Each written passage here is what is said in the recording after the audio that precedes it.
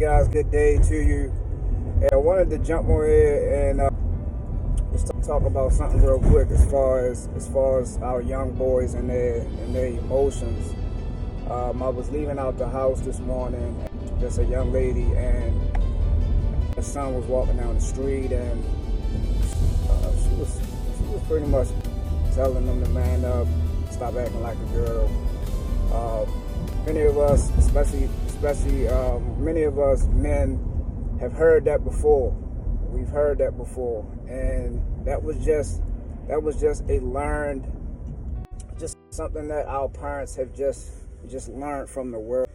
But I just want to point out that we have to allow our young boys to express their emotions.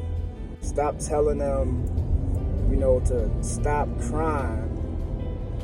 Sometimes you gotta allow them to cry, to express their emotions.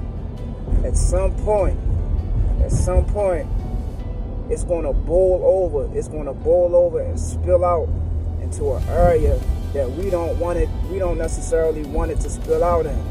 And we can see that actually taking place, especially in the cities in Baltimore. We can see that actually taking place through the homicides and stuff that's taking place in our cities, the burglaries, the carjackings, all this other stuff, kids in jail and all this other stuff. Primarily because they don't have an outlet. We don't give them an outlet.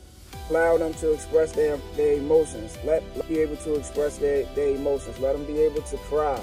I'm not saying to just tell them that it's alright to be crying all day, every day. No, but there are moments when you allow your young boys to cry. Don't tell them that they're acting like a girl. Not acting like a girl. And and don't tell them that don't tell them to man up, because man up doesn't mean that you don't cry. Because if we look at what Christ did, Christ was the realest ever, and wept. He wept for the sins of humanity. So Christ was the realest ever. So you can't say that Christ wasn't a man because he cried.